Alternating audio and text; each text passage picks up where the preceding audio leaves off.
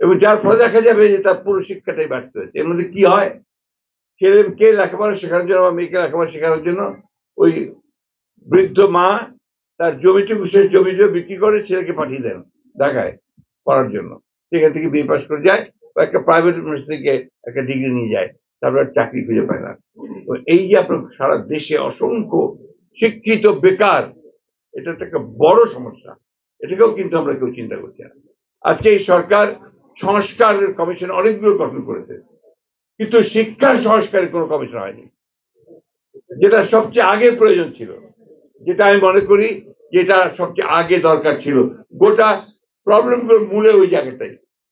আমি যদি আমার যদি শিক্ষাটাই ঠিক না হয়, জ্ঞান যদি আবার না থাকে, তাহলে আমি কি দিতে পারবো বা কি নিতে পারবো, বা সমাজে কোন পরিবর্তনটা আমি আনতে পারবো, আমি নিজের পরিবারের জন্য বা কি পরিবর্তন আনতে পারবো। আপনারা দেখুন মেডিকেল কলেজগুলোতে পরীক্ষার রেজাল্ট কালকে বেরিয়েছে বোধ হয়, তাই না? এবং এতগুলো ছেলে পরীক্ষা দিয়েছে, তার মধ্যে কয়েকটা মাত্র 5,500 ছেলে বোধ হয় সুযোগ পেয়েছে বিভিন্ন আপনার সরকারি আপনার মেডিকেল কলেজগুলোতে পড়ার জন্য। বাকিরা কি করবে? আবার তাদের কি, সবচেয়ে মজার ব্যাপার হচ্ছে হাই স্কুলে লটারি করে ভর্তি হয়। আমি উদাহরণ দিই, ঠাকুরগাঁ জেলা স্কুল, সেখানে লটারি করে ঠাকুরগাঁ ছেলেরা পরীক্ষা দিয়েছে। ক্লাস 3-তে যে ছেলে ভর্তি হবে তাকে যেতে হচ্ছে আপনার গাইবান্ধা স্কুলে। কোন ব্যবস্থা, কি লাভ, এটাতে কি তৈরি হচ্ছে আমি কিচ্ছু বুঝতে পারি না। এই যে একটা আমি বলবো একটা উন্মাদনা চলছে শিক্ষার ক্ষেত্রে, এইটা তো আপনার কেউ কোনদিন এটা দৃষ্টিও দিচ্ছে না, কথাও বলছে না, এটাকে পরিবর্তন করার জন্য কোনো চেষ্টা করা হচ্ছে না। এখানে যেহেতু আপনার কোন নির্দিষ্ট বিষয়ে আলোচনা হচ্ছে না, আলোচনা বিভিন্ন খাতে যাবেই, এটা খুব স্বাভাবিক ব্যাপার। মাহবুবুল্লাহ ভাই আমার এখানে পাশে বসে আছেন, উনি আমার আদর্শ।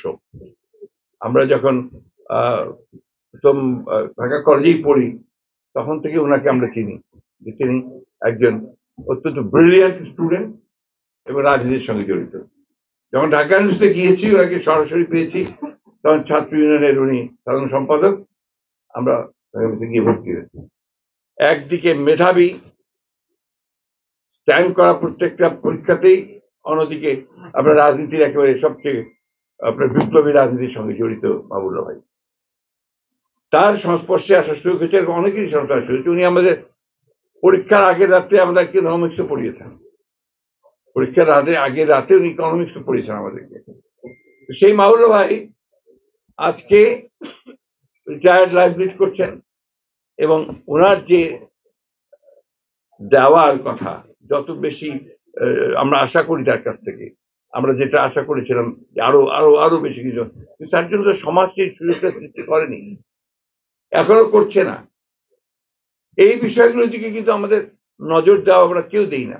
আমরা যারা রাজনীতি করি আমরাও দেই না, কেউই দেয় না। এরকম অসংখ্য আছে, বিশেষ করে আমাদের যারা অবদান রেখেছেন আমাদের এই রাষ্ট্র গঠনে। 69 মুভমেন্টে তখন মাহবুবুল্লাহ ছিলেন একজন দিকপাল, তার বক্তৃতা শোনার জন্য সেই সময় হাজার হাজার ছাত্ররা চলে আসত। সেই মাহবুবুল্লাহ 71 সালে যুদ্ধের পুরোটার সময় পাক সেনাদের বাহিনীর কারাগারে ছিলেন, তার মৃত্যুদণ্ড হয়েছিল। এই কথাগুলো কিন্তু অনেকেই জানে না। আমরা যদি শুধু বলছি শিক্ষাবিদ, শুধু শিক্ষাবিদ নন, এই সমাজ পরিবর্তনের সবচেয়ে কঠিন রাস্তাটা বেছে নিয়েছিলেন, বিপ্লবের রাস্তা। সেই বিপ্লবের রাস্তা বাঁচতে গিয়ে তিনি তার জীবনের যে তথাকথিত যে উপরে ওঠার যে সিঁড়ি, সেই সিঁড়ি উনি খোঁজেনি, যার ফলেই আজকে বলছি যে আমার তো গাড়ির সমস্যা, এটাই বাস্তবতা।